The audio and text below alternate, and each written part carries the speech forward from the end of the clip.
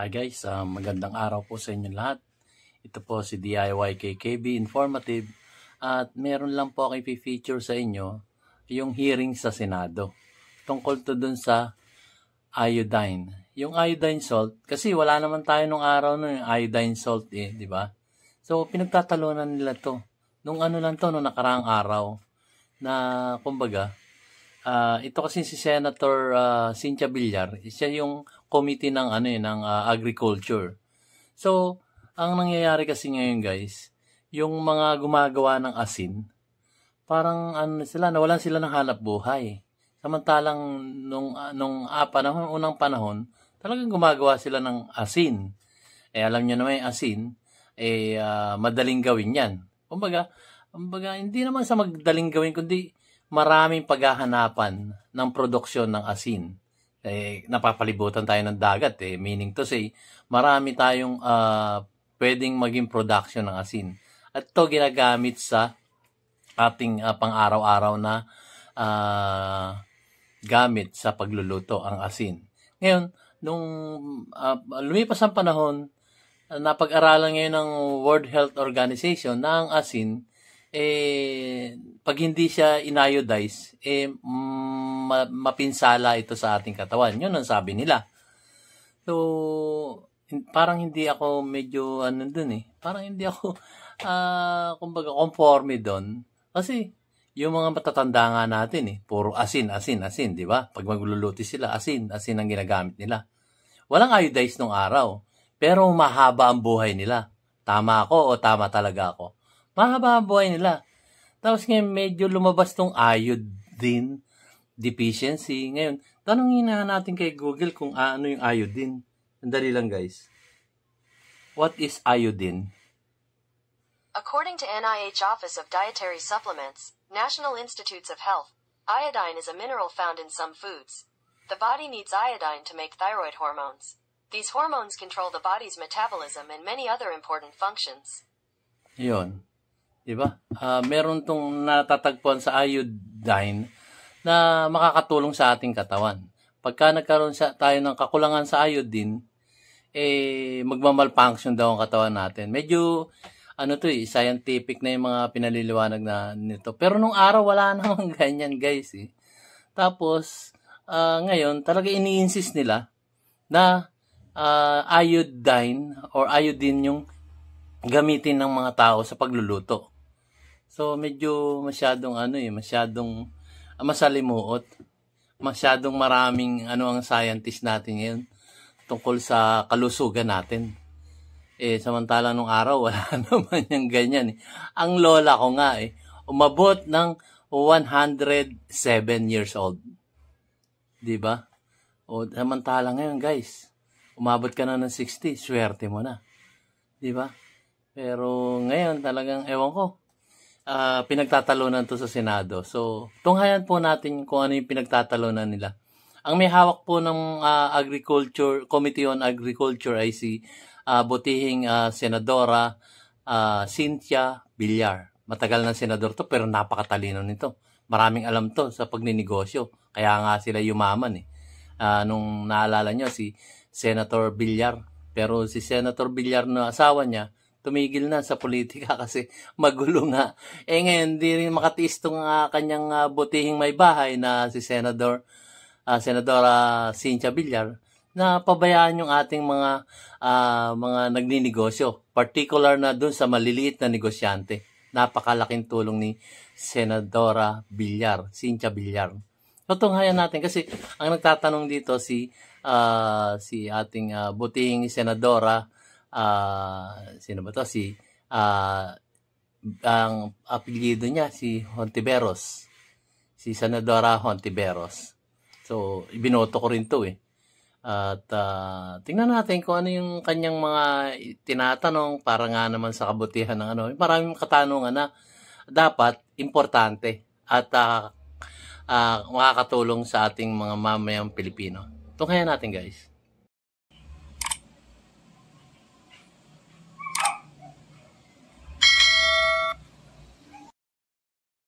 permission of the body, Mr. President, I move that we resume consideration of Senate Bill number 2243 under Committee Report number 85. This is the bill on Philippine Salt Industry Development Act. I so move, Mr. President.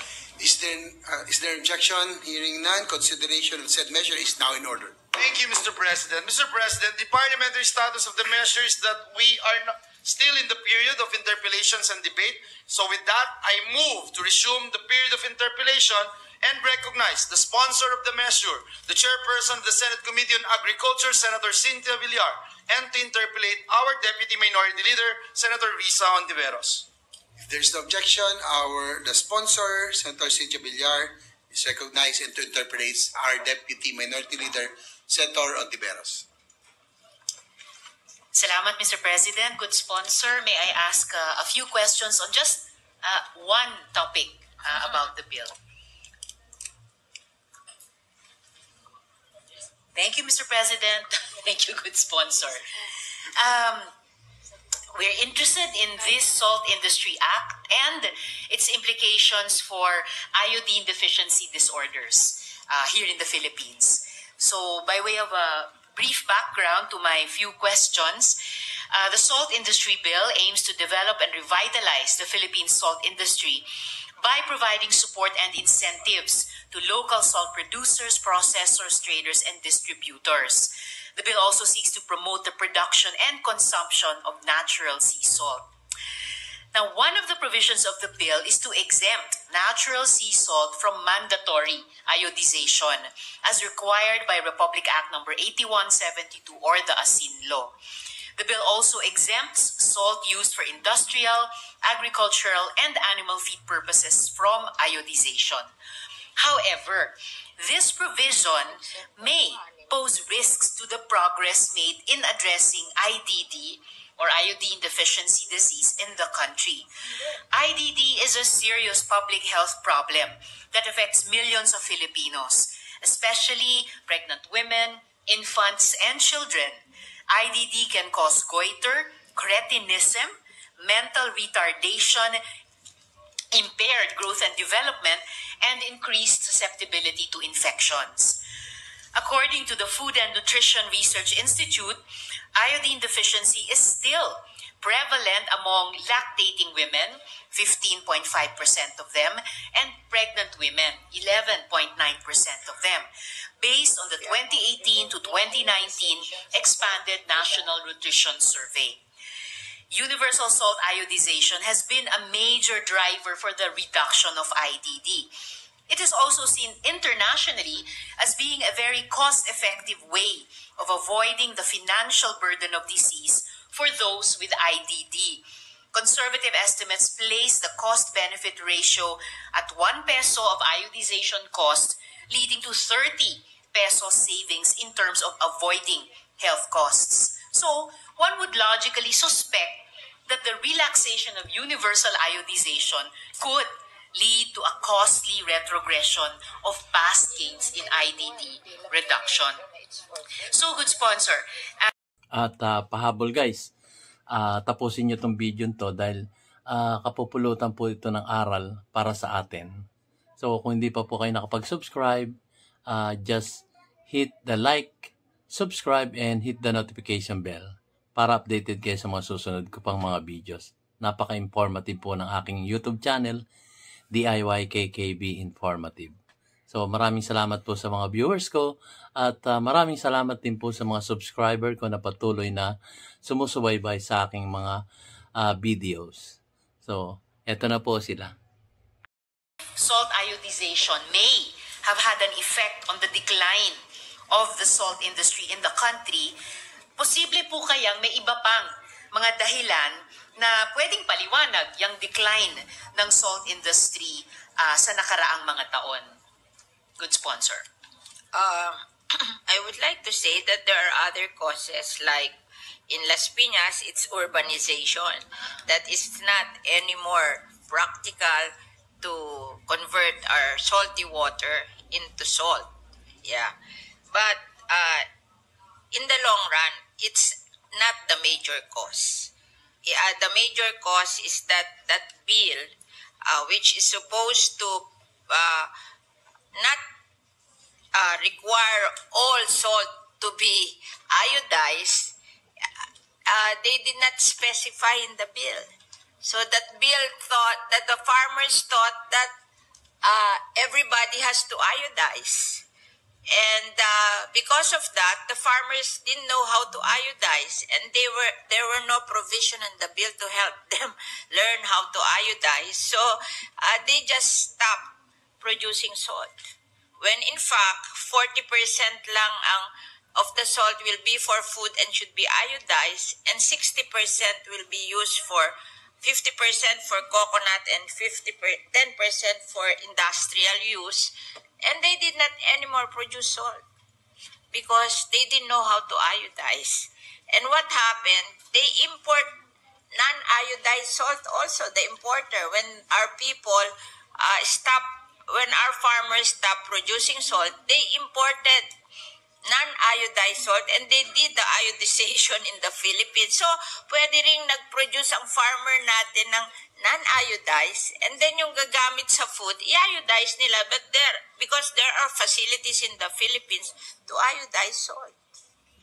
So, parang ang gusto lang namin, we are not preventing iodization. We just want our salt industry to produce non-iodized salt, and those who will use it for food will iodize it with the control of the FDA, and for those non-iodized, then we can use it for other purposes, especially for fertilizer of the coconut industry. Parang ganon. Even in other countries, it's like that. It's not a requirement. It's just a requirement for food. It's not a requirement for all the uses of salt. Good sponsor, in addition... Ayun guys, narinig nyo. Nagtanong si Senator Risa Hontiveros at pinaliwanag din niya pagka nagkaroon tayo ng iodine deficiency sa ating katawan, malaking danger, malaking kapahamakan sa ating kalusugan. Pero nagtataka lang ako, wala namang iodized salt nung araw Kasi yung iodized salt guys, nakukuha yan sa iba't ibang klase ng ating makakain. O i-research nyo lang yan, ang iodine po, nakukuha yan sa mga, limbawa, hipon. Kaya may iodine yan. Basta yung seaweeds, meron ding iodine yan. So, yung iodized salt, parang ang tingin ko dyan guys, kayong magsabi, parang nag-aangkat kasi tayo ng mga iodized salt Inaangkat natin yan sa ibang bansa. Dadalhin dito at gagawing iodized salt para sa magkaroon tayo ng iodine sa katawan. Hindi tayo maging iodine deficiency sa katawan natin. So, nagagambala siya. Pero, ewan ko, ba't ganon? Kasi nung araw talaga guys, hindi natin kailangan ng mga iodized salt Nakukuha na natin yan sa iba't ibang klase ng pagkain natin. At po pwede natin i-research yan. Kagaya nga ng hinalimbawa ko sa inyo. Nanggagaling yan sa laman dagat. Yung iodine yan, na kailangan nating katawan. Kagaya nga ng sinabi ko, yung hipon at yung seaweeds. At marami pang iba. Marami pa pang iba. Bukod doon. So, hindi ko maintindihan kung bakit niya hinaharang yung panukala ni Senator Cynthia Villar na pabayaan naman natin ang ating mga maliliit na negosyante na magsasaka. Magsasaka yun, mga nagpo-produce ng asin natin, yung rock salt. Ngayon, pinagbabawalan na nila. Kailangan iodized na. Bago nyo yung iodized, yung salt na yan, i-iodize nyo muna kasi ngayon, guys, yung rock salt, kino-convert nila para maging iodine salt, iodized salt. Yun. So, ituloy natin, guys. Sa inyo about the effect of the law on the salt farmers, urbanization in urbanizing areas. Hindi po kaya posible na halimbawa, yung pag-iksi nung summer months, yung naging mas madalas yung mga destructive storm surges malapit dun sa salt farms, yung pagbiyak, no, pag-crack ng lupa tuwing severe El Nino events, o kahit yung sustained na mataas na presyo ng kuryente na napunta tuloy sa non-adoption ng mga modern technologies. Hindi ko yan posibleng mga dahilan din ito na nag-decline yung salt industry. Yeah, but- and before the good sponsor answers, may I just make of record, Mr. President, we have no objection to not iodizing salt for industrial uses. So para lang malinaw po yun. So yun po, Madam Sponsor, hindi kaya posible yung ibang mga factors na binanggit ko ay dahilan din na bumaba or bumagsak yung salt industry. Hindi masyado ang effect ng electricity sa salt industry because it's manual. Yung sinasabi nga nilang artisan salt is the old style of producing salt. Oo. And I would say that they did not produce any more salt because the regulation is very strict. It says here, regulation promulgated shall, for its effective implementation would be that they will punish by a fine of not less than 1,000 pesos and not more than 100,000 pesos, provided, however, that if the violation is committed by any officer, director, or member of a business and juridical entity acting beyond the scope of his authority, such officer, director, or member responsible therefore shall be personally liable for the fine, provided further that such violation shall suffer a revocation of its business permit and or ban of its product from the market, provided finally that the BIFAD, in coordination with the LGUs concerned, shall be authorized to impose and collect fines from the violators, and such collection shall accrue to BIFAD for its use in the implementation of this act. With 50% of local demand is for coconut fertilizer, and that does not need iodization, yet the small local salt farmers were discouraged to produce salt because they thought they need to iodize and they were not equipped with the capabilities to do so. Yun ang major reason why they stopped producing salt. Maybe may mga other reason but it's not kasi yung mga malalaking salt producing is nasa probinsya, diba? Not in the urban areas, it doesn't need electricity, and hindi naman, parang mas natakot sila. When in fact, the intention of that iodization is just for food. But they did not mention that it's not for food.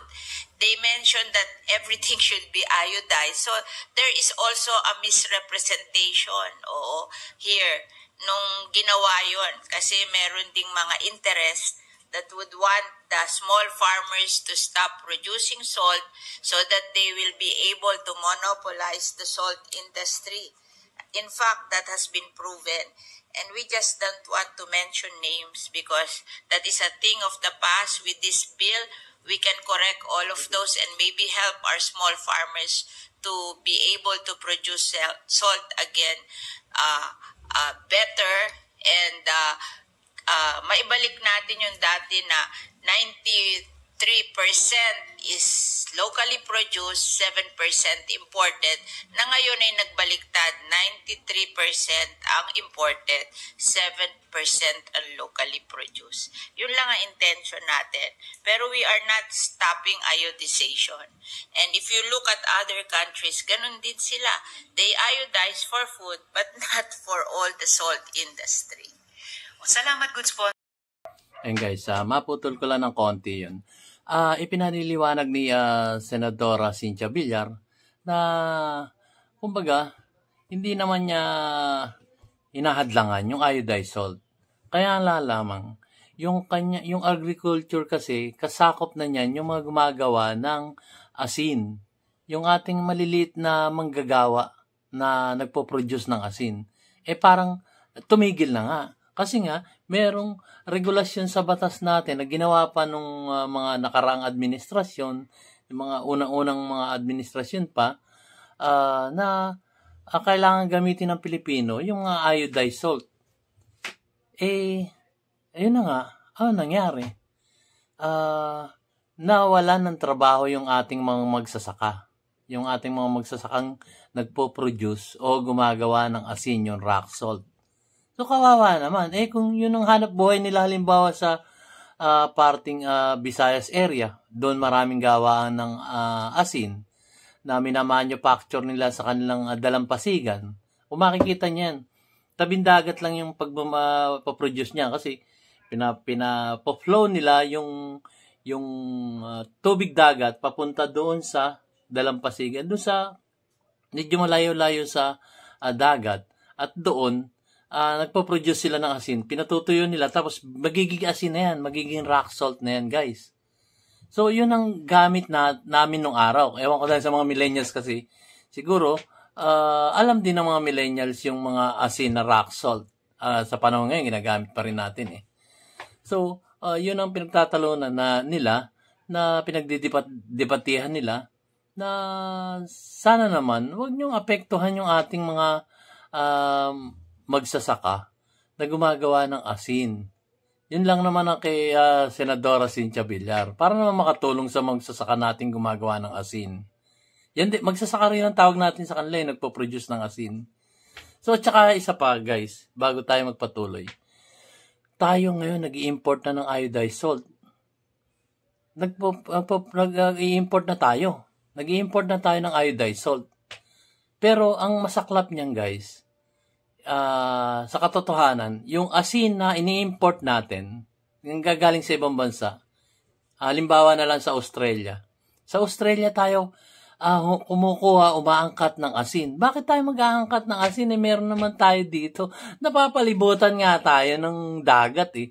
Kayang-kaya nating mag-produce ng asin, ng rock salt. Pero, ang ginagawa nila, nag-import pa sila sa Australia, dadalhin dito rock salt, tapos dito i-iodize.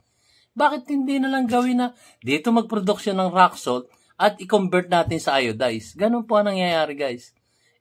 Pagka tayo kumuha ng asin sa ibang bansa, like Australia, ano bayad natin doon? $1 yun. Bakit di ba natin kayang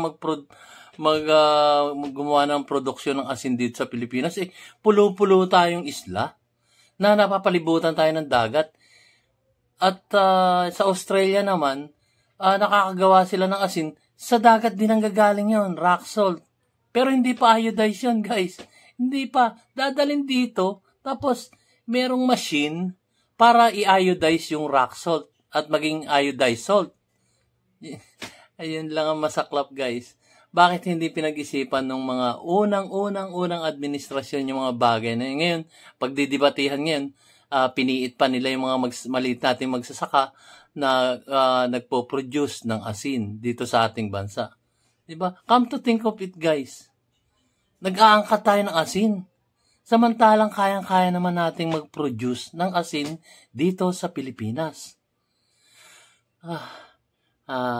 Nakakasakit na naman ng bangs, guys.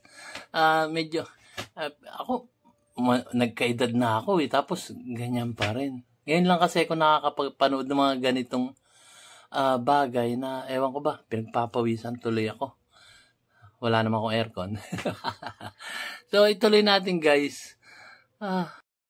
Because I'll get to them in a moment in my next question. Tingin ko, importante pa rin i-observe na yung iba pang mga factors na binanggit ko, yung may kinalaman sa summer months, destructive storm surges, yung pagbiyak ng lupa, are in fact also alam rural na natin yan phenomena. We have accepted the fact that salt production will be for 6 months, and the rest of the time, when there is a typhoon or plenty of water, then they will use the salt beds as aquaculture, as additional income to the farmers. We have accepted that. Talagang, with our costings, talagang 6 months lang a year ang salt production. And the rest of the year, we can use the salt bed for aquaculture. Salamat, good sponsor. Sige, dumako na po tayo dun sa other countries na binanggit din nila. And yung isang unang point ko lamang po ay, in other words, many countries adopted universal salt iodization. Ngayon, For food. Okay. Pero nung ginawa po nila iyan, Nasaksihan din po ba nila na nag-decline yung kanilang salt industry? No, no. In the United States, iodized salt is not mandatory. In Canada, it's used for food, but hindi mandatory. In China, they required for food, but not for other purposes. And sinasabi pa dito na medyo masama daw ang implementation pa doon, di ba? In India, it's required for food, but not for other purposes at masama din ang implementation. In Malaysia, it's only required for food. In Japan, hindi nila nire-require ang iodization because salt iodization is not needed to maintain population iodine sufficiency because they eat a lot of nori, kombu, wakame, hichiki, or that is equivalent to iodine. That will give them more iodine. In Norway, it's voluntary and it's not common. In other places like what do you call this? Iceland, Norway, Denmark, and Finland, they eat a lot of fish and milk to compensate for iodine. Thank you, good sponsor. Ayun guys, narinig na natin ang sinabi ni sandali lang, ang ating buting Senadora Cynthia Villar. Nung araw guys, ang produksyon ng ating asin na nanggagaling sa mga magsasaka nating Pilipino, kapwa nating Pilipino dito sa Pilipinas, ay 93% ang pinoproduksyon natin dito sa Pilipinas sa pamamagitan ng ating mga masisipag na magsasaka dito sa Pilipinas. Nakakapag-produce sila ng asin. 93%. At ang ini-import lang natin is 7%. So, di ba imagine guys, tas biglang nung mga panahon na nakaraan pang administrasyon, hindi ko sigurado kung sino yung gumawa ng batas na yan, na piniit ang asin, ang produksyon dito sa Pilipinas. Di ba? Tapos may mga naka-insert doon na batas na kinatakutan ng ating mga magsasaka. Kasi may fine doon na tinatawag doon sa batas natin na you will be fined pag lumabag ka sa batas na to at ikay nagbenta ng asin ng hindi iodized, fine ka ng 1,000 to 100,000 pesos. Ayon po yan sa ating senadora na narinig natin yan. Just papaliwanag pa niya. So imagine nyo guys, pinatay pala ng batas na ito yung yung mga lumalabas na batas ngayon. Kaya pala wala nang nagpo-production ng asin dito sa Pilipinas. Samantalang noon, imagine 93% ang import lang natin 7% sa katubuan dito sa buong Pilipinas. Tapos pinatay nila yung mag-aasin natin dito. Kawawa naman po. Unang-una,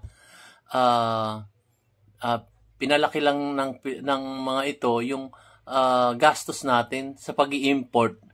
Alam nyo naman, pag-import, di ba? Pag-import, may mga kumikita dyan malalaking negosyante. Pero ano ang pinatay nila? Yung maliliit nating mga magsasaka. Kalunos-lunos po ang nangyari. Kaya ngayon, wala nang halos gumagawa ng asin kasi nga, doon sa ginawang batas na pinatupad nila na iodized lang ang gawin nyo.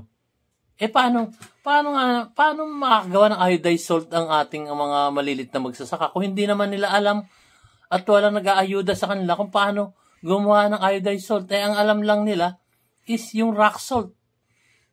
Diba? Po. Walang naging ayuda. Ang yumaman lang dito ay malalaking negosyante. Pasintabi po Kasi totoong nangyayari, miski naman ngayon nangyayari na yung mga import na yan tungkol sa bigas. Huwag nating pag-usapan yan, pero may nangyayari. Dito muna tayo sa asin. Asin lang itong pinag-uusapan natin, pero napakalaking bagay po ito sa Pilipino. Itong asin na to. At maraming nawalan ng trabaho dahil sa pagharang nila ng paggawa ng asin, yung rock salt. Samantala, ay Diyos ko, ang sakit sa bangs, wala na nga akong bangs guys. So ituloy natin guys. Kawawa. Kasi ang pinagtatanggol ni Senadora Cynthia Villar dito ay ang ating malilit na magsasaka. Napakagaling po nito sa negosyo itong si Senadora Cynthia Villar. At kaya nga siya naging senador. Pinangalagaan niya yung malilit na negosyante. Sige, tuloy natin guys.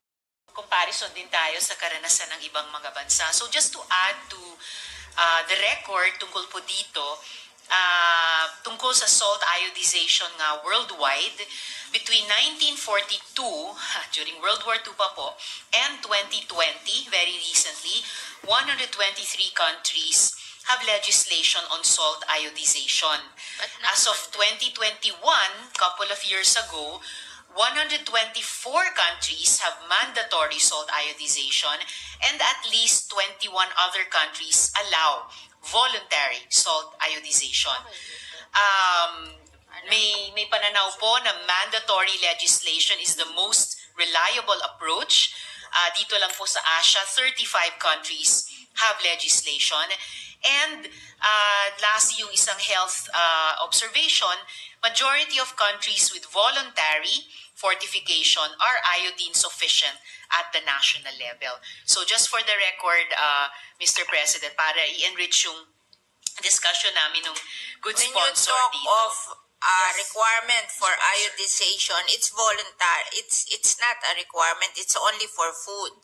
It's not for everything that all salt that you produce. I want to clarify that. Maybe you mistake that when you have legislation, it's mandatory. It's mandatory for food, but not for all kind of salt that you produce. And that is what we are doing also. It's not mandatory for Yes, all the salt that's we're correct, going Mr. to President. produce. It's for food. It's for food only. We are not stopping them from producing iodized salt.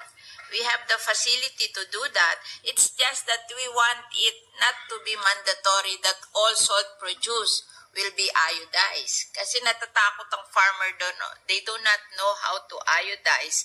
And dito sa Pilipinas, when they implemented that rule, hindi naman din iodize yung ini-import nilang katakot-takot. They just iodize here in the Philippines. Pinaltan pa nila yung local salt with imported na hindi rin naman iodized. So why will we do that? There was really an intent to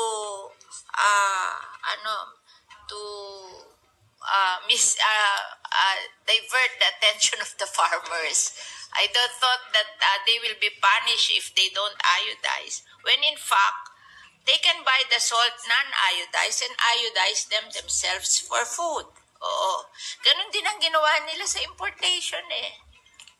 So why will we do that? If our farmers can produce ordinary salt and we need to iodize it, then we iodize it. But let the farmers produce ordinary salt because that is what they can do. We should not penalize our farmers because of a vested interest that they will want to control the salt industry. I agree, Mr. President, good sponsor. Yung punto ng Ayan guys, narinig natin yung tanong ni Senadora Hontiveros na bakit daw sa ibang bansa. Hindi pa ba tayo nag-aaral kung ano yung mga ang dinudulot ng iodized salt sa iba't ibang bansa. So sinagot siya ni Senadora Cynthia Villar na hindi siya demanding kagaya sa Japan. Kasi nga, sa Japan, mahilig sila sa mga seafoods. Diba? Yung mga sushi, maraming mga produkto sa Japan. Yung kanilang kinakain ay rich in iodine. So, hindi na nila kailangan i-implementa pa yung kailangan iodized salt yung anyong gamitin sa pagluluto, cheche, boreche, ganon. Hindi na. Tapos ngayon, itong si Senadora Hontiveros, si Risa Hontiveros, kailangan mangopya tayo sa ibang bansa kung anong ginagawa nila para gawin din natin dito sa Pilipinas. Di ba? Maling-mali naman yun. Sabi nga ni Senadora Cynthia Villar, maraming option para mag-boost ang ating iodine sa katawan. Isa na nga dyan yung iodized salt, pero hindi natin kailangan. Meron dyan, kagaya nga ng halimbawa niya, yung seaweeds, basta laman dagat. So, nasa sa tao na yan, o nasa sa Department of Health na yan, kung paano niya ipapaliwanag sa taong bayan, trabaho nila yun kung paano tayo makakahanap ng iodine na kailangan natin sa ating katawan para mag-work, mag-function na maayos ang ating katawan. Trabaho na yun ng Department of Health. Yung knowledge ba? Nung araw kasi guys, ang Department of Health maganda. Kasi nag-advertise sila nag-commercial yung ating pinanonood na isang, isang teleserye sa TV. Pag nag-commercial yan, ang DOH from time to time, nag-advertise yan tungkol sa kalusugan nating mga Pilipino. Pero ngayon, tingnan nyo kung meron. Wala akong nakikita. Nanonood din ako ng TV, wala akong advertisement na nanggagaling sa Department of Health ng DOH na makakatulong sa mga Pilipino. Tungkol dyan sa sinasabing iodized salt. Pero noon, nung mga unang-unang panahon pa, mga 80s, 90s, meron pa yan. Ngayon, wala na. Iba na mga commercial ngayon. Kaya nga nakakalungkot po. Kaya, ayun. Tuloy natin kasi parang hindi kaakma-akma yung mga tanong. Parang pinaliligoy-ligoy pa. Tingnan natin kung ano gustong pahunantungan ng tanong ni Senadora Risa Hontiveros. Kasi ibinoto ko rin to Ewan ko kung tama yung pagboto ko. Tuloy natin guys. Medyo nainit Tingnan, pinagpapoyisan na nga ako. Tuloy natin. Protect any vested interest. And to reiterate, couple of points I made earlier, ang main interest dito ay yung iodization for food. And second point I made earlier, no objection to not iodizing salt for industrial use. Ang concern ko po, Mr. President, good sponsor, and which may hopefully be subject to amendment at the proper time, meron pong crucial provision sa SALT Committee Report, Section 25, which reads, notwithstanding the Asin Law, salt iodization for food-grade salt is hereby rendered optional. So, kapag ganito po, and as I said, at the proper time, I will propose an amendment for the good sponsors consideration. Ang concern po dito ay, this section would modify or even emasculate the existing mandate that only iodized salt shall be available in food outlets and restaurants. At yung existing mandate din na salt for animal feeds and for food processing shall be iodized. So ito po yung babalikan ko at the proper time for the sponsors' consideration for possible amendment, Mr. President. We can accept your amendment in the period of amendment. Thank you very much para doon, good sponsor. Ayun guys, nalinawan ako sa mga paliwanag ni Senadora Cynthia Villar na ang iodized salt ay makakabuti sa katawan. Pwede natin gamitin yan for pagluluto or sa food. Yan. Pero yung kanila kasi, yung pagpo-produce nila ng ating maliliit na magsasaka ng rock salt para naman sa mga industrial. Halimbawa, like fertilizer. Ang fertilizer, guys, ay gumagamit tayo ng asin doon sa mga fertilizer. Pero, ewan ko ba kung ano yung sinisingit ni Senator Risa Hontiveros. Ang kagalang-galang na Senadora Risa Hontiveros. Sinisingit pala talaga niya kung ano yung sa kanya. Ewan ko, hindi ko maintindihan. Ang liwanag naman ng paliwanag ng ating buting senadorang Cynthia Villar, yung kapakanan ng maliliit na magsasaka. Nawala na kasi yung mga nagpo-produce ng rock salt natin dito sa Pilipinas. Pwede naman silang mag-boost ng kanilang produksyon dito sa Pilipinas. Kasi ang puhunan lang dyan, dagat Dagat na patutuyuin mo siya at magiging rock salt na siya. At meron naman tayong mga aparatos dito na pwedeng gumawa ng mabilisan nun. Ang lapit-lapit. Ang lapit-lapit natin sa mga karagatan, guys. Pero hindi ko maintindihan kung sino ang pinoprotektahan nitong ating buting Senadora Risa Hontiveros. Kung talagang ang punto niya ay para sa kapakanan ng kalusugan ng mamamayang Pilipino. Di ba? Yun ang pinupunto niya eh.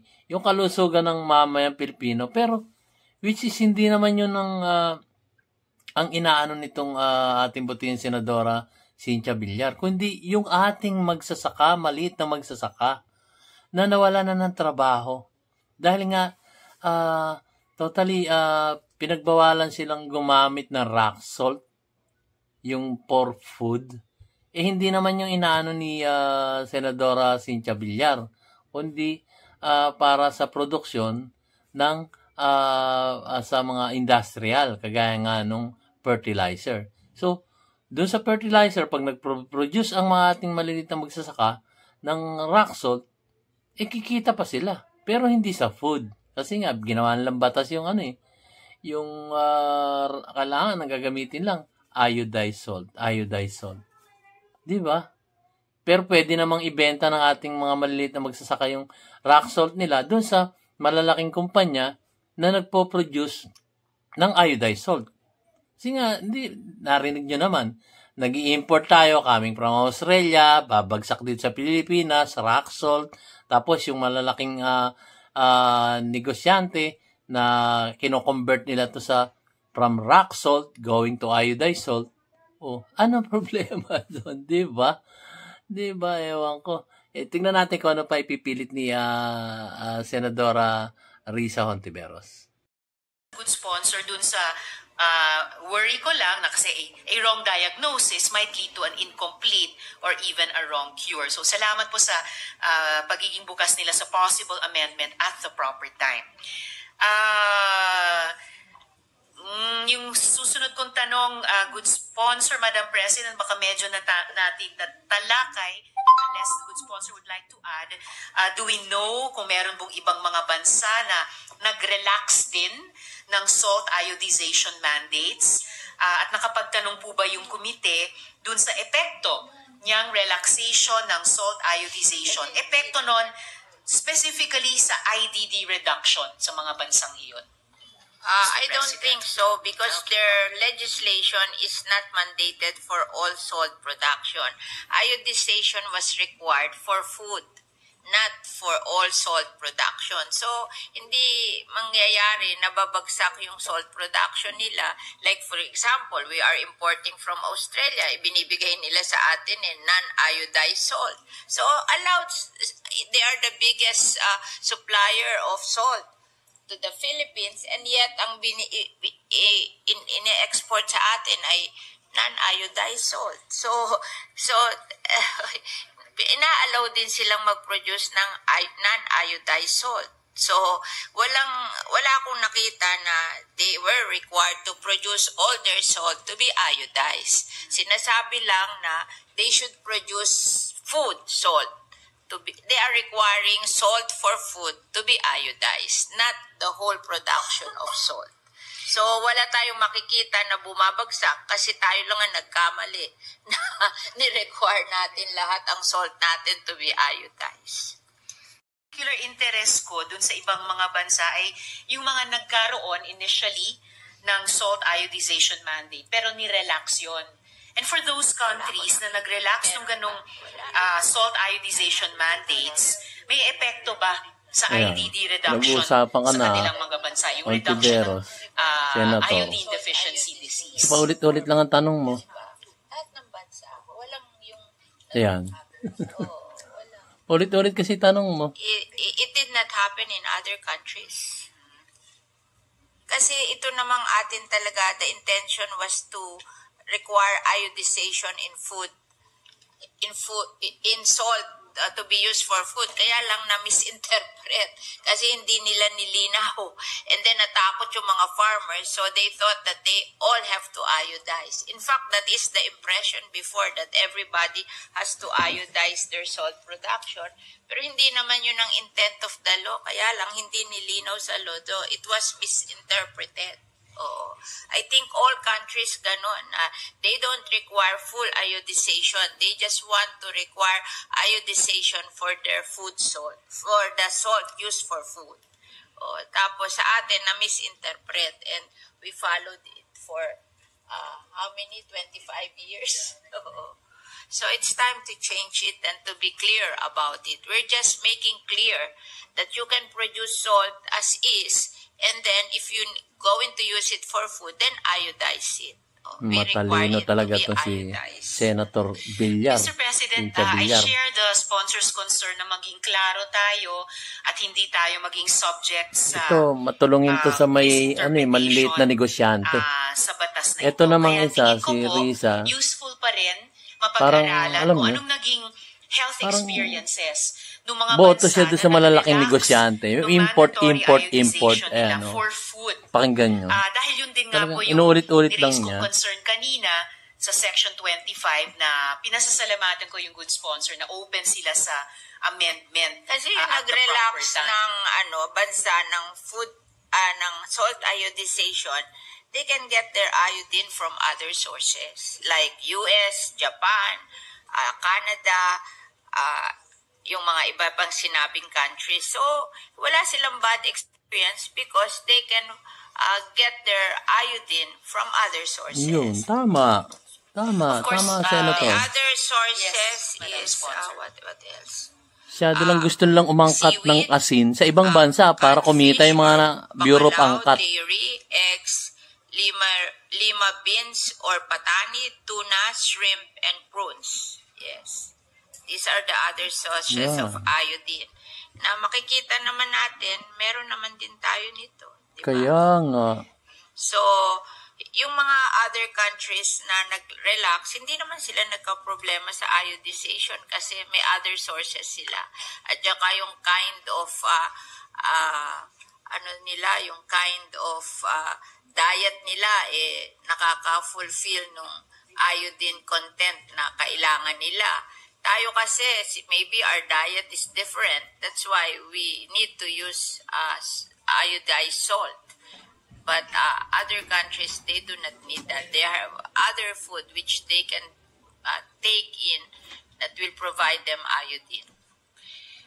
Well, Mr. President, I think like the good sponsor, mas pinaprioritize ko rin po na tayo makapag-supply ng essential nutrients natin, pati sa usapin ng iodine, kesa kailangan nating iangkat sa ibang mga bansa.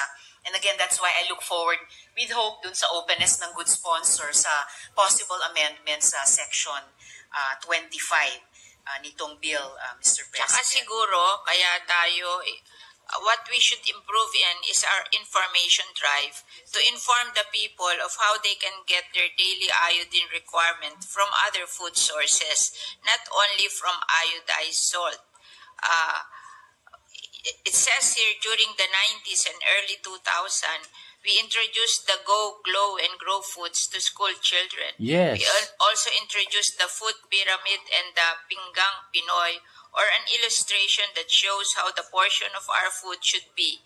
It will be very helpful if we also inform the people of the importance of iodine and where they can get iodine aside from iodized salt. Tama. So it's an information campaign also. Kaya, Siguro kaysa mag-import tayo ng import ng and we should ask the iodized salt. National Nutrition Council to do this. Oo. And the DOH under yun. Tama yan, Senator Villar. Yes, Kaysa salamat, namang Mr. President, sa good sponsor import tayo ng for import ng mga mentioning, iodized salt two important na naapektuhan yung mga ating maliliit na agencies magsasaka mababanggitin ko rin po dahil doon sa, mga sa salt ang na yan. DOH at saka yung NNC na silang nagfo-formulate nung PIPA, no? Yung Philippine Plan of Action for Nutrition. Siyempre, sa information drive na yon, importante ring maibahagi sa ating mga kababayan yung isang fast fact na nabanggit ko kanina na ang taas ng cost-benefit ratio ng pag-source ng ating iodine sa Filipino diet mula sa iodized salt. 1 peso of iodization cost leading to 30 pesos savings in terms of avoiding health costs dahil sa IDD. So, kahit sa usaping piso at sentavo, winner talaga yung Ang iodized salt. Yes. Diyos ko po, ang daming ang option. That we are not prohibiting iodization of salt. We just don't want that our salt farmers will be required to iodize their salt. We are requiring the one who will provide food for the people to iodize their salt, but the farmers can produce ordinary salt. That's the essence of the bill. Naintindihan ko po yun, Mr. President, and magpasensyahan na lang po ako ng good sponsor dahil kasalukuyan yung ini-interpolate ko pa ay yung bill na may existing Section 25. Nakukulitan na si Senator Villar. Na salt iodization for food-grade salt is hereby rendered optional. So para on the record lang po yung abiding concern na iyon, and umaasa naman ako na pagdating sa proper time in the period of amendment, hopefully, at sa input din ng DOH, makapaghanap ng mutually acceptable na formulations. So, moving on to my next question, Mr. President, nakapagkonsulta ba ang good sponsor sa mga eksperto para i-assess kung papaano yung exemption sa iodization, halimbawa iodization ng salt for food preservation o salt na ginagamit sa animal feed, kung papaano yung exemptions dito ay pwedeng maapektuhan yung availability saka accessibility ng adequately iodized salt in the market. So mas may ibang options ng iodized I just want to inform you that we did not exempt for iodization the salt used in food preservation and animal feed. And a misinterpretation of the law, maybe you should correct then kasi iba intindi mo. Kaya pero nga. We did not exempt. Ayun tuloy, direkta ka na. In fact, there is we did not exempt. Yan nga. May masabi lang, ulitin pa yun. Apo. So, Mr. President, good sponsor, again, pag naamyendahan po natin yung Section 25, which mentions that salt iodization Inulit for food-grade naman. salt is food-grade salt. Na yun ang pangunahing concern po nitong interpellation. Salt iodization for food-grade salt is hereby rendered optional. So yun pa po yung current formulation. Kaya nga sabi nga niya, kayo na bahalang maglagay. Mag-correct doon. Only iodized salt, ma-modify yung mandate na sa ngayon na only iodized salt shall be available in food outlets and restaurants at yung existing mandate na salt for animal feeds and for food processing shall be Hinahabaan lang nito. Sabi na, kayo na nga ang bahalang yun po kasi yung current formulation ng Section 25 Yan. Kaya kahit medyo paulit-ulit, Nahalata ina-approach mo rin? itong different issues. Halata ka rin pala sa sarili mo. Dito ang Philippine Society of Animal Nutritionists that it should not be required for animal feed, maybe for human but not for animal feed. As such, the sense of requiring iodized salt to be used for animal feed is questionable as having any direct impact on improving iodine deficiency levels in human. So yung animal, hindi nila gusto na i-require sila. This is the position of the Philippine Society of Animal Nutritionists. It's only in human. But it's optional. If they want, they can. But if not, they don't have to. In terms of animal feeds. Yung human lang. But because the position paper of DOH is it's necessary for human. But not animal. They have their position paper also. Yes. Salamat, Mr. President, sa good sponsor. And speaking nga po of humans, ito naman po yung Department of Health position on salt na they maintain their position in their paper submitted to the committee na, and I quote, the DOH remains steadfast. Hindi na kay Senator Villar yung DOH. The mandatory iodization Sinasama of pa may pampahaba lang ng usapin niya yan. And we are not against that. In fact, we are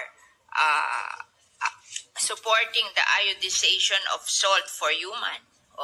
It's just that we don't want all salt to be iodized, and the farmers can produce non-iodized salt, which the food producers can iodize by themselves.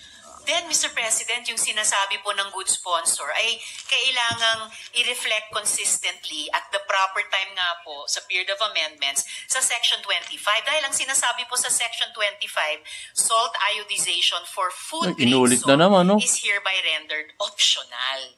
Sabit kayo ng araw yung mag-correct. language po nitong Section 25 Para sa ngayon language. ay kontra dun sa Tama, sinasabi ulitin-uli na, ng good sponsor. Naasar na si Senator And Villar. Kaya po, inuulit-ulit po ito, this single topic, Ayan, no? dahil health outcomes should carry Narinig niyo sa equal background, weight in the guys. pursuit of Ulit-ulit lang economic ito si development. Senator And they can. Hontiveros. Lalo When na you po say kung kasi sa food period of grade, Ayan, it's asar na. it's not necessarily for human. Diba? Pwedeng animal food. Diba? Kaya i-rephrase na lang natin kasi pinag-aawayan natin something that we can rephrase. Mr. President, good sponsor, I'm hearing the advice of my minority leader. Baka rin po, bukod sa Section 25, baka rin po sa definition of terms, Okay. maamyendahan po natin at the proper time. Kayo para na nga raw ang i-convey bahala. yung intent ng good Mag-rephrase. sponsor at the same time, sustain Mahaba yung lang. protection natin ng health outcomes, Mr. President. So, if that's okay at this point in time, I'll move on to my next question. Ano question Mr. niya? President, related pa pala, bago ako dumako, good sponsor sa DOH and finally sa National Nutrition Center. Paano po kaya itong mga possible actions, itong mga exemptions to iodization enabled by the bill in its current form, paano ito mag-i-impact sa iodine intake sa nutritional status ng vulnerable groups tulad ng pregnant women, mga bagong panganak, at saka mga bata, Mr. President? Sa DOH na yan. We are not removing the power of the DOH Yun. and the National Nutrition Council to require that there should be salt iodization for humans. Oo, wala namang problema doon. We're clear on that. Except that we don't want them to require that all salt produced in the Philippines to be iodized. Ang gusto natin, free ang farmers to produce salt and then those which will be used for human will be iodized. Kaya Yun nga. lang ang gusto natin. Wala na kaming trabaho na gumagawa ng asin. Good sponsor. So, ito na, yung mga huling tanong ko kaugnay ng DOH at saka ng NNC. Ang DOH po ba, Mr. President, kasalukuyan, capable silang mag-identify Sa ng DOH mga nga yan, hindi kay Senator Villar yan. ng iodine intake para sa mga Pilipino? So, that is their mandate. Yun, As tingnan an mo. agency. Binalikan So, katuloy nito. As a department. Kasi tinatanong mo, of the DOH din. Philippines, So, they have to do that.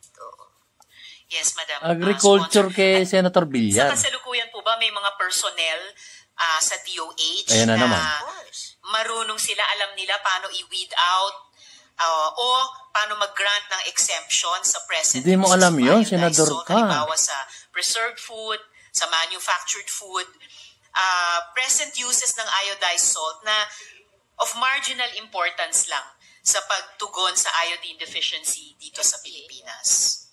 The Food and Drug Administration will do that. Yun. Tinatanong mo kay Senator Villar, hindi naman kanyang And then departamento ito, yun. patapos sa interpellation and then papunta na sa at the proper time, yung period of amendments, may pangangailangan kaya na mag-make ng provisions muna para i-improve yung capacity ng DOH? Kasi kailangan niyang mag-perform ng mga bagong papel Senator dito sa Pia Cayetano, lumabas ka na dyan. At baka, Humahaba ang kanilang sinasadya, interpolation. baka mabigyan Harangin mo na nga ito. elimination ng tinatawag na food pathways. Pathways sa pamamagitan niya na ang iodized salt makakaambag pa rin sa pagpapababa ng iodine deficiency disease. That is really the job of the DOH. Yun, inulit. So, DOH nga yun. They're Tama. supposed to do that job before and they will do it in the future. Oh. What we are helping now is the salt industry. Yes. We are not touching the DOH. Yes, natawa tuloy si So, Senator Villar. I hope they will do their job and if they need budget. Binabato mo kasi yung mga tanong na hindi para kay Senator Cynthia Villar. Because that is their job. Yan. The FDA, the National Nutrition Council, Tama. and the DOH. That's not the job of the agricultural sector. Yeah. The job of the agricultural sector Barado ka nga is yun. to encourage more farmers, salt farmers, to produce more salt for the Philippines so that we will not import a lot of salt. We will produce our own salt in the country. Yun lang.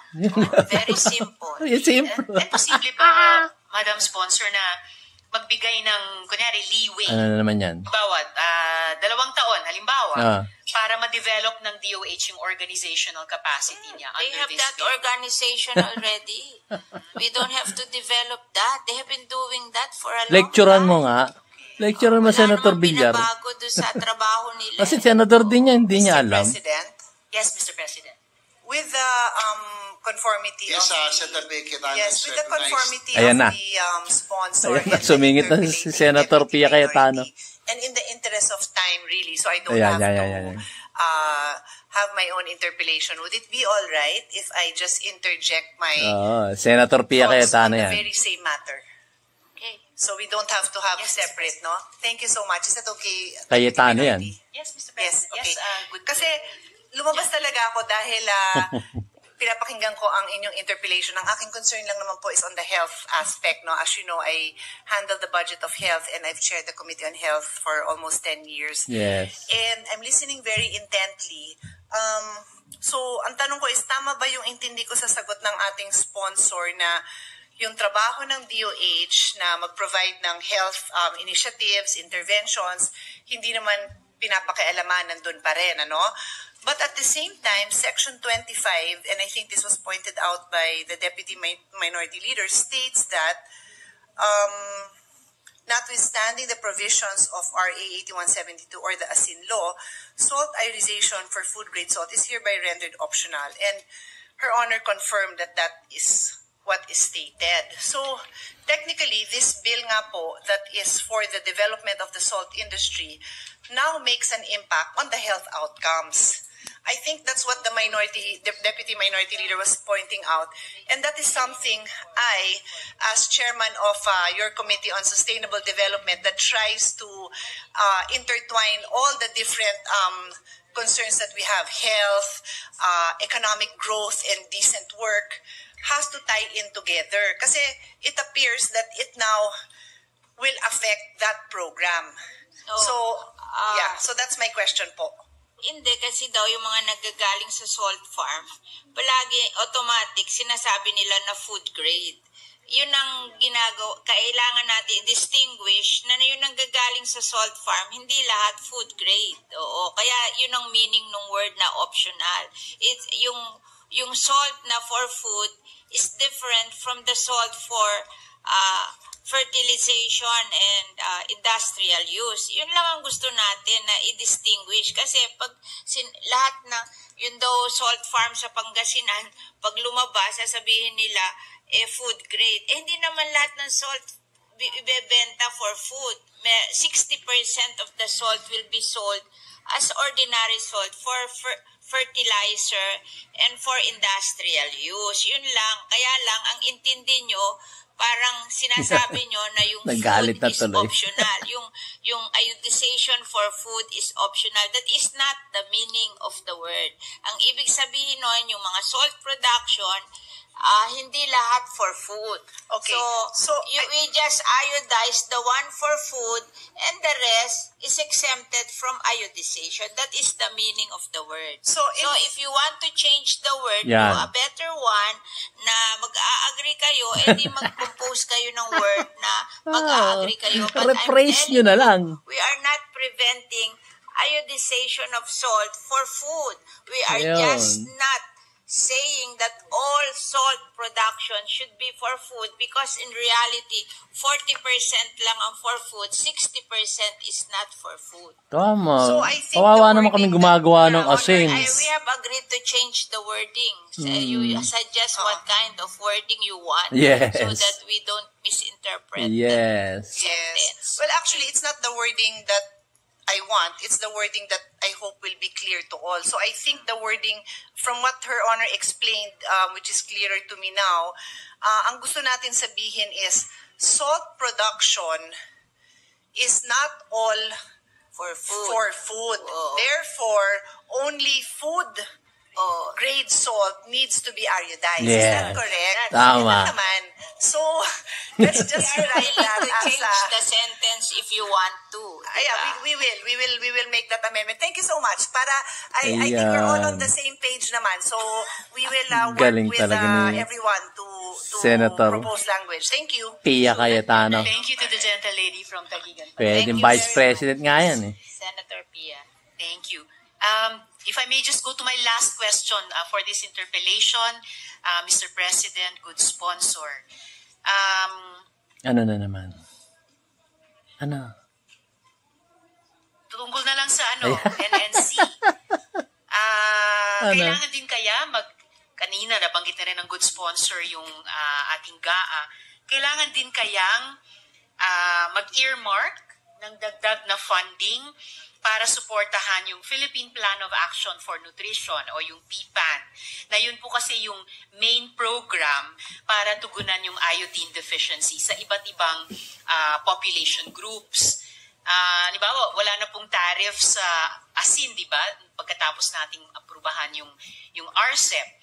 Wala naman talagang tariff sa asin eh. Hindi naman talaga ina-allocate ang tariff sa asin industry or to the DOH, di ba? Binoto ko pa naman to wala si naman talaga. Senator And Pia it's Hontiveros. only 1%. In Pero fact, parang I'm ang daming increasing it hindi to niya alam sa 9% nangyayari sa because I want mundo. a certain amount of money to be used to mechanize and to improve our salt industry. So kung may pagkukulang sa DOH, let's review the budget of DOH, and then kung wala dun sa iodization, edi lagyan ng budget sa iodization. But I think that's the concern of the DOH. That's right. And it's not the concern of of the agriculture. Kasi Yes. ang liit-liit lang nung tariff for asin, it's 600 million. And nung dinivide namin sa mechanization at warehousing, parang matatayo lang namin every year is siyam na complete machine and then 6 na warehouse. So, napakaliit na noon to improve the industry, and we have to improve it a lot. So, if there is we look at the budget of DOH, kung wala kayong nakita doon to help us be iodine sufficient, then we can include a budget in DOH. At kung hindi nga mula dun sa 9% na pinopropose ng good sponsor, may mga existing tax and non-tax revenues na galing pa rin sa salt industry na posibleng ma-earmark sa government actions para bawasan yung IDD or iodine deficiency disease. Wala. Okay. Alright. Salamat, Mr. President, at maraming salamat, good sponsor. Nag-look forward po ako dun sa period of amendment. Dahil napakahalaga pong klaruhin.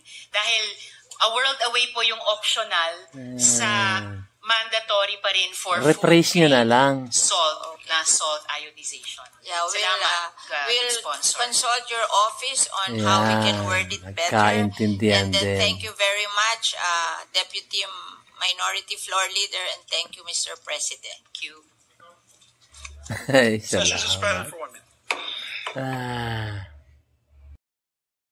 Okay guys, so napakinggan nyo na po. Paulit-ulit lang si buting Senadora Risa Hontiveros sa kanyang pagtatanong sa sponsorship ni buting Senadora Cynthia Villar. So, productive naman yung kanilang pagdidiskusyon doon. Ang dangan nga lamang, maraming question na gustong itrap si Senadora Cynthia Villar patungkol dito sa pagpoproduce ng asin. Wrap up tayo guys. Ang gusto lang naman ni Senadora Cynthia Villar at pinoprotektahan yung mga agriculture at ang ating mga masisipag na magsasaka dito sa Pilipinas, protektahan sila at ibalik yung produksyon ng asin ng may tamang batas. Yun lang ang kanyang gustong panindigan dito sa production ng asin. At ito namang si Senadora Risa Hontiveros ay para lang harangin yung bawat punto. Pero alam niyang nakakabuti ito sa mga maliliit nating magsasaka. Ang hindi ko lang maintindihan, bakit pinipilit niya na yung bawalan at talagang iodized salt lang gamitin ng mga Pilipino. Which is, nung araw naman, hindi naman tayo gumagamit ng iodized salt. Wala tayong iodized salt nun. At nakita niyo naman, buhay pa ako ngayon. Di ba? Kung ako kulang sa iodine, edi magkakaroon na akong iodine deficiency, magmamalfunction ang aking katawan. Pero sa proper food nutrition na ginagawa ng bawat isang tao, malakas pa tayo. Kung tayo magkakain lang ng gulay, tsaka yung mga seafoods, kompleto na yun. Kompleto na yun. Nasa sa tao na lang yun kung paano sila lulusog. Yun nga, ewan ko. Bakit kung parang ang pinupunto rito, tuloy ang importa ng asin. Hindi naman pwedeng ganun. Dapat tulungan ng maliliit na magsasaka upang mag-produce ng mga rock salt at i-convert ito as an iodized salt. Yun ang dapat gawin ng ating gobyerno. Tulungan yung ating mga kapwa Pilipino na magsasaka na mag-produce ng maraming asin. At ang pinupunto pa, wrap up na to guys, pinupunto pa ni Senadora Risa Hontiveros, bumagsak, yun ang pinupunto niya, parang bumagsak yung produksyon ng asin noon. At ang banggit nga nito si ating Senadora Cynthia Villar, ang produksyon ng rock salt, yung mga asin natin dito sa Pilipinas ay 6 months lang. Ang 6 months, ginagawa nilang culture. Parang, ewan ko kung anong mga sistema doon. Basta, ang sinasabi ni Senatora Cynthia Villar, 6 months ang produksyon ng asin. Kasi yung 6 months, parang nariyan na yung mga bagyo, hindi na kaya mag-produce ng asin. Kasi nga, di ba? Paano ka makakakuha ng tubig sa dagat kung bumabagyo, malakas ang alon, So, ang binabanggit nga ng ating butihing Senadora Cynthia Villar, which is, pwede naman siya maging Vice President in the coming, hindi ako nangangampanya, pero pwede, sa aking sariling pananaw, pwede siya mag-Vice President. At pinupunto niya dito para tulungan yung maliit na magsasaka. Isipin ng gobyerno natin paano matutulungan yung ating maliliit na magsasaka na gumagawa ng asin para hindi na tayo mag-import. Di ba? Talaga hindi ko maintindihan guys. Napapalibutan tayo ng dagat. Pulo-pulo nga tayo eh. Hindi tayo makapag-produce ng asin. Tapos i-convert natin sa may makinarya na naman tayo para maging iodized salt, yung mga rock salt natin. Yun lang. Yun lang, ganun kasimple lang. Para pahabain pa yung mga tanungan, diskusyon sa Senado. Sinasayang lang nila yung budget nila eh. Di ba? Tama ako doon at talagang tama ako. Okay guys, so yun lang po guys at maraming salamat po sa panonood ng aking YouTube channel, DIYKKB Informative.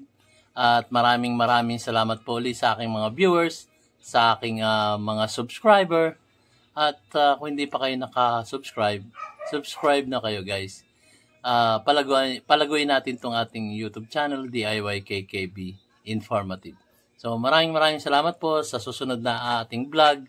Wala pa tayong travel ngayon. At pupunta tayo ng Iloilo and Bacolod. Pinaplano ko pa lang po. So yun lang guys, palaguin natin ating YouTube channel. Maraming salamat po sa inyo lahat. God bless and see you on my next vlog. Subscribe na kayo guys. Sukran.